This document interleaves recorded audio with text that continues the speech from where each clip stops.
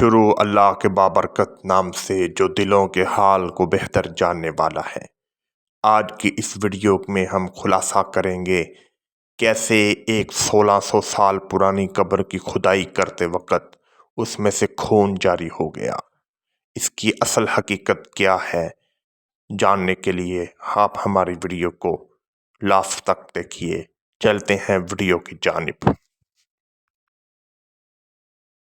قبر کے اندر کھودتے وقت جب 4 فٹ نیچے گئے ہیں، خون کا فوارہ نکلا، اور یہ فوارہ اتنا تیز تھا کہ سامنے والے لوگوں کے کپڑوں پر، چہرے پر جا کر وہ خون لگا ہے۔ کچھ لوگ تو یہ کہہ رہے تھے بند کرو بھائی، خون آ رہا ہے، بند کریں، کوئی شہید ہے، کوئی کہہ رہا تھا یہ سر ہے ان کا، کوئی کہہ رہا تھا دانت ہیں۔ اس منظر کو دیکھ کر وہ سب ورتے حیرت میں پڑ گئے۔ جن کے ہاتھوں میں موبائل پکڑے ہوئے تھے ان کے ہاتھ کانپ رہے تھے اور اللہ اکبر کے نعرے لگا رہے تھے۔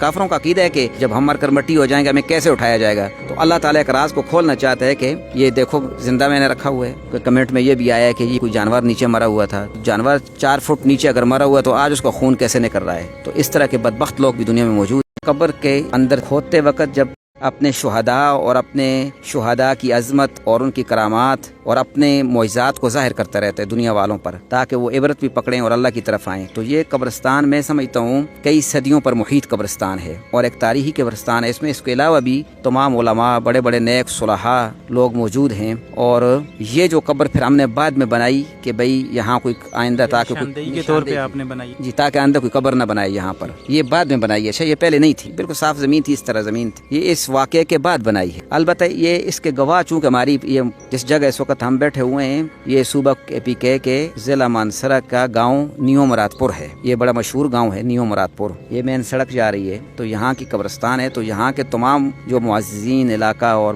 سارے لوگ اس کے گواہ ہیں۔ یہ آپ کے پیچھے جو ہمارے ساتھی نظر آ رہے ہیں یہ وہ بھی سارے لوگ اس وقت موجود۔ ہم نے بھی آ کر آپ کو انٹرویو اس لیے دیا ہے کہ ہم نے یہ چیزیں اپنی آنکھوں سے دیکھی ہیں، اگر نہ دیکھتے تو ان توہمات میں پڑنے کی ضرورت ہی کیا ہے۔ اہل علاقہ کے لیے بڑے خوش نصیبی اور خوش قسمتی کی بات ہے۔ کیا ری ایکشن تھا یہاں کے لوگوں کا جب انہوں نے فرسٹ ٹائم یہاں پہ اس چیز کو دیکھا؟ لوگوں کے پاس آج کل موبائل ہیں تو ایک دم انہوں نے تصویریں بنانا یا ویڈیوز بنانا شروع کر دی تھیں، لیکن جن کے ہاتھوں میں موبائل پکڑے ہوئے تھے ان کے ہاتھ کانپ رہے تھے اور اللہ اکبر کے نعرے لگا رہے تھے۔ یہاں ہمارے یہ ساتھی بیٹھے ہوئے، ان کے والد صاحب ہیں ڈاکٹر جمیل صاحب، وہ بھی بڑے پڑھے لکھے ماشاءاللہ لوگ ہیں، لیکن اس منظر کو دیکھ کر وہ سب ورتے حیرت میں پڑ گئے اور اللہ اکبر کی صدائیں بلند ہو رہی تھیں، اور ایک عجیب سا منظر تھا۔ ایسے مناظر دیکھنے کے لیے بڑا دل گردہ چاہیے ہوتا ہے۔ تو جو لوگ موجود تھے انہوں نے برداشت کر لیا تھا یہاں پہ اس منظر کو؟